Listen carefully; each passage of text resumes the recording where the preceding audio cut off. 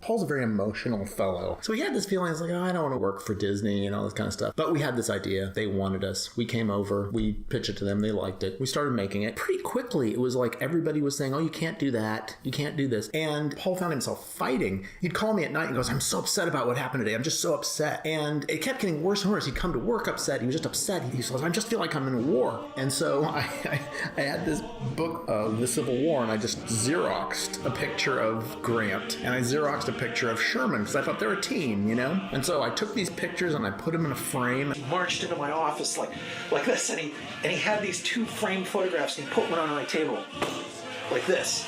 And I said, what's that? And he said, it's a picture of Ulysses S. Grant. And then he said, and here's my picture that's going on my desk. It was a picture of General Sherman. And I said, Paul, I know you're upset. He was like, I'm just so upset. I said, let's look at this as you're Grant, I'll be Sherman. Let's march through Georgia. We are going to burn a path through Disney.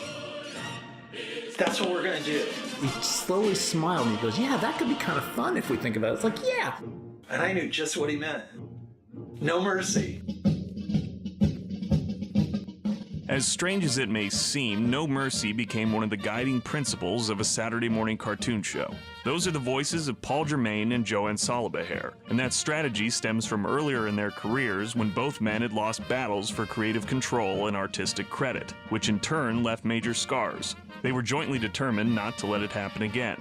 So in 1996, when they were developing their new show Recess, they implemented the tactics of William Tecumseh Sherman's March to the Sea. Sherman is best remembered for making Georgia howl during the Civil War, by burning homes, destroying rail lines, and stealing supplies, a strategic brutality in efforts to end the war with the South as quickly as possible. In Paul and Joe's adaptation of this hard war policy, this meant contesting every single creative battle with such vigor that the studio would eventually see the futility of arguing with them, and simply let them have it their way.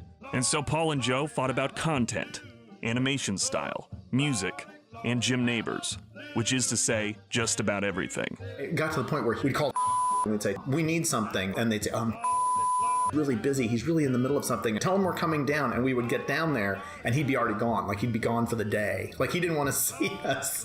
So we would don't tell him. We would call up his down there. Yeah, I don't think he's here. Then we go, now's time to go. And we'd run down there and just say, we need more of this. And he was like, oh, and we would double team him so he couldn't get out of the office and stuff like that. You know, we just get what we wanted, you know, and it was pretty funny actually to us. Rather than taking it personally, we just thought, let's make this fun. Their adversary was a company that historically had ignored, usurped, or minimized creative efforts of anyone other than its figurehead, Walt Disney, a practice which continued even after his death. And yet Paul and Joe's scorched earth policy worked. Recess has the look and feel of a show that couldn't be further from the usual Disney fare. Instead, it would be more in line with the new Hollywood filmmaking of the 1970s, complete with its staunchly liberal politics, including episodes about gender identity, peaceful protest, and the falsehoods of religion.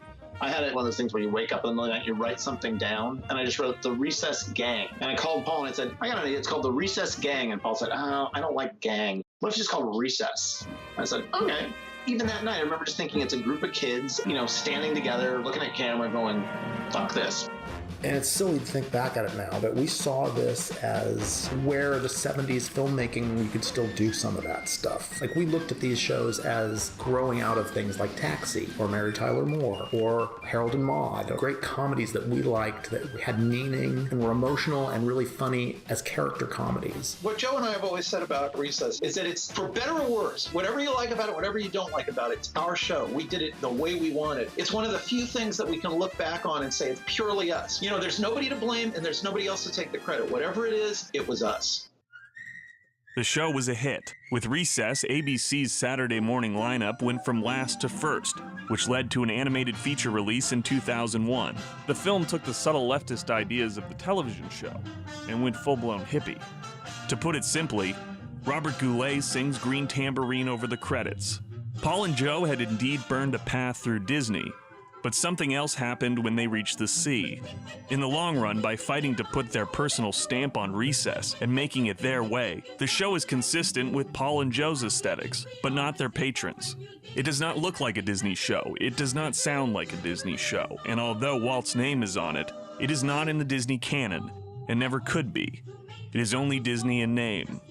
It is likewise dismissed from Disney history. In fact, it's been buried. Even in a time with an abundance of content services, and despite its proven track record, the Recess television series is not available on DVD. It is not on iTunes, and it is not available for legal streaming in the US. Instead, it is in the Disney Vault, and may remain there for the foreseeable future. That is not to say it is too controversial or too progressive, or that this is the show that Disney doesn't want the public to see. It's a far greater likelihood that Recess was incompatible with what Disney was then and what Disney is now.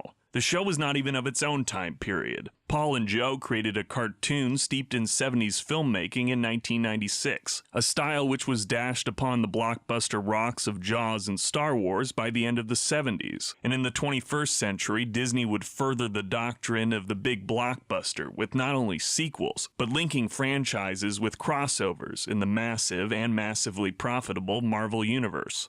Recess at the time was a small show, and with time it has only gotten smaller in the vast sea of the Disney library. So how did this little oddity get made in the first place? The answer is it was a different time, and time is everything.